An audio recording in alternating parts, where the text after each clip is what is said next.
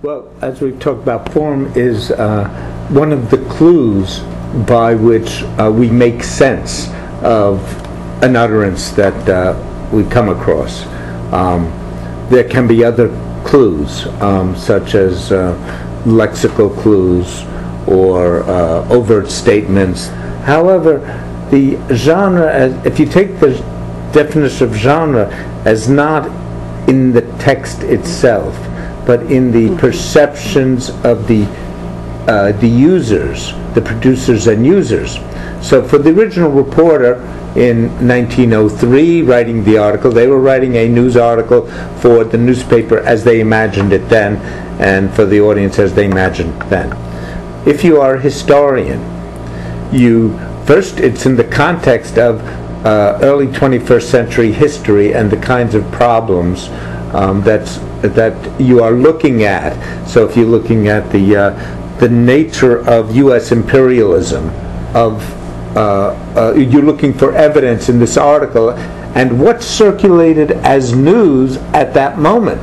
So you're looking at it as a historical document, you're looking at it through the frame of your current history, and you're also looking at it quite likely as a news item that circulated 106 years ago.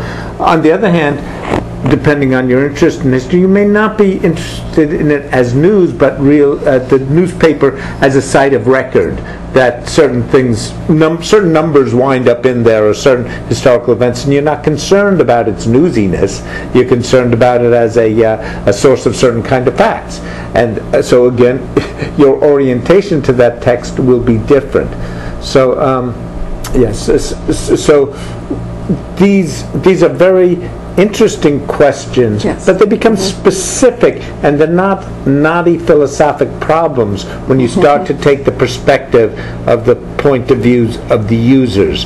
It just becomes very interesting sites of interaction, how a 1903 reporter winds up interacting with a 2009 historian.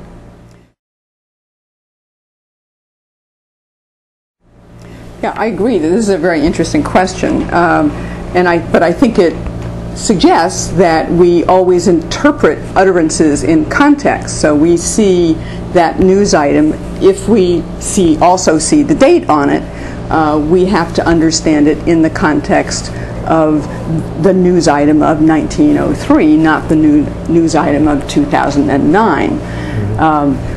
And it also, I think, demonstrates again that the genre is not in the text, it's in the minds and agreements of the users. So we need to project ourselves in our empathetic imagination to understand it as a news item into, so far as we can, the minds of the readers in 1903 and understand how it could have been news at that time. We can then begin to be sensitive to genre change. We can see that there are probably different conventions of news reporting in the early 20th century than are the conventions that we have become used to. So that can sensitize us to genre change as well. So it's a question of and this is the question, the issue that I think historians always have, is how to understand texts from the past, how to see them in their proper, how to see them as utterances in context with all the limitations that involves, rather than projecting our current knowledge back on them.